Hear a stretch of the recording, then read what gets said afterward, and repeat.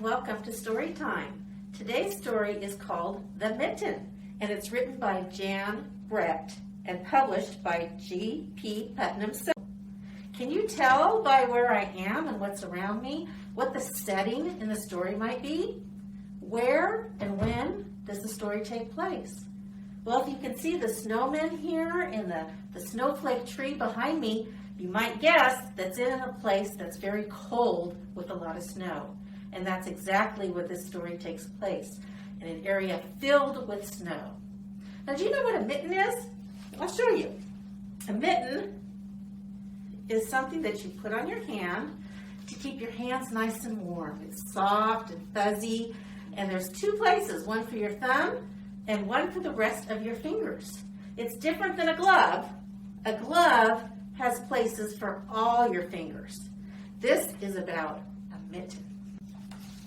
Once there was a boy named Nicky who wanted his new mittens made from wool as white as snow. There's Nicky living in the snow area, and he wants mittens that are the same color as the snow. Right? Guess what's going to happen?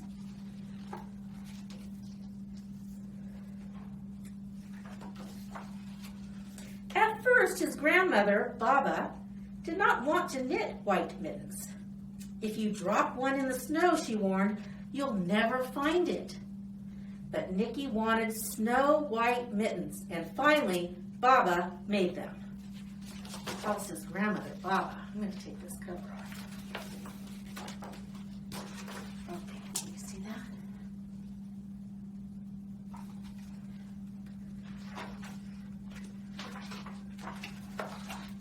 After she finished, she said, "When you come home, first I will look to see if you are safe and sound, but then I will look to see if you have your snow white mittens." So off Nicky went, and it wasn't long until one of his new mittens dropped in the snow and was left behind.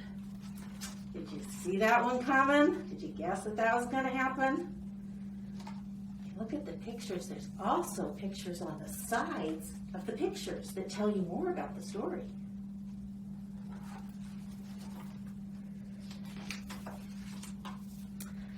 A mole, tired from tunneling along, discovered the mitten and burrowed inside.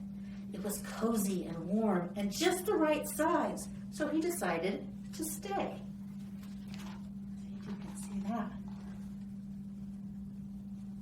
Look off to the side, the picture's going to give you a clue as to what's going to happen next.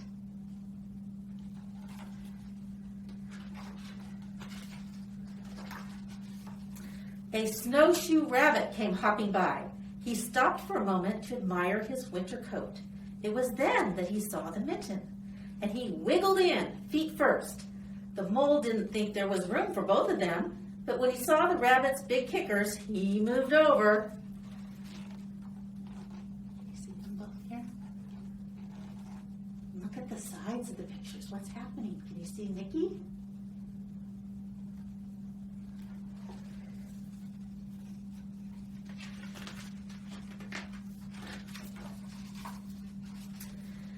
Next, a hedgehog came snuffling along.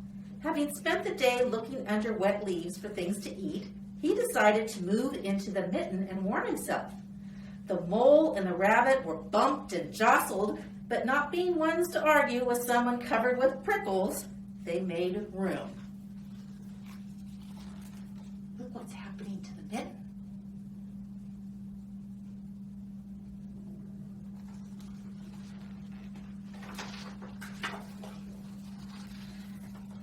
As soon as the hedgehog disappeared into the mitten, a big owl, attracted by the commotion, swooped down. When he decided to move in also, the mole, the rabbit, and the hedgehog grumbled. But when they saw the owl's glinty talons, they quickly let him in. You see his sharp talons? It look like claws. Other animals didn't want to mess with that.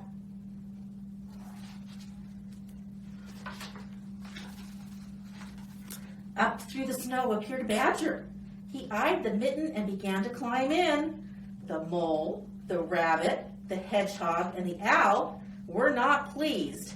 There was no room left. But when they saw his diggers, they gave him the thumb. Kind of like the thumbs up. Okay, you can come in. What's happening to the mitten now?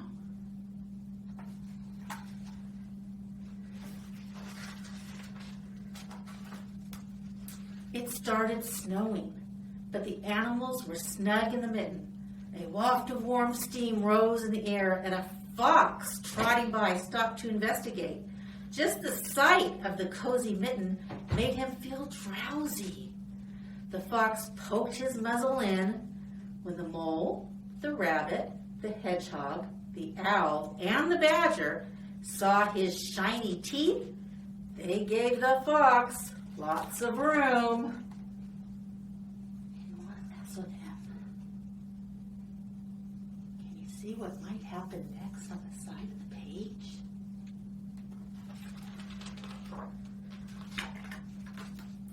A great bear lumbered by. He spied the mitten all plumped up. Not being one to be left out of the cold, he began to nose his way in. The animals were packed in as tightly as could be, but what animal would argue with a bear? The mitten swelled and stretched. It was pulled and bulged to many times its size, but Baba's good knitting held fast. You think that bear's going to get in that mitten with all those other animals?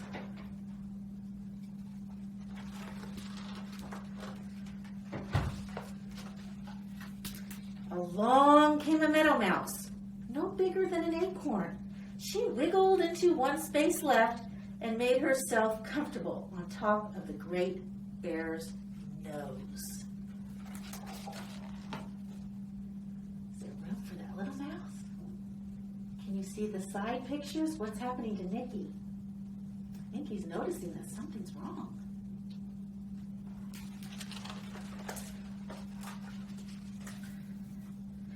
The bear, tickled by the mouse's whiskers, gave an enormous sneeze. Achoo! The force of the sneeze shot the mitten up into the sky and scattered the animals in all directions. That would be funny to see.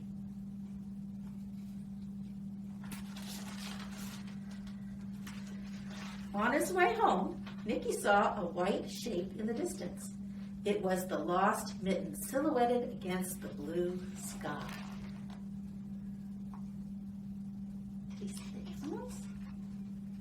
Looks like it's just the mitten now. As he ran to catch his snow-white mitten, he saw Baba's face in the window. First she looked to see if he was safe and sound, and then she saw that he still had his new mittens. Can you see the animals on the side?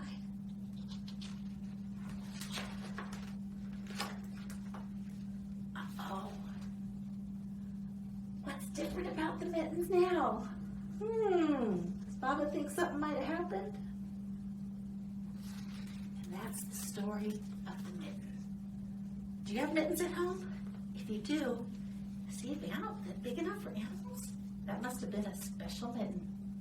Thanks for joining me. See you next time at Storytime.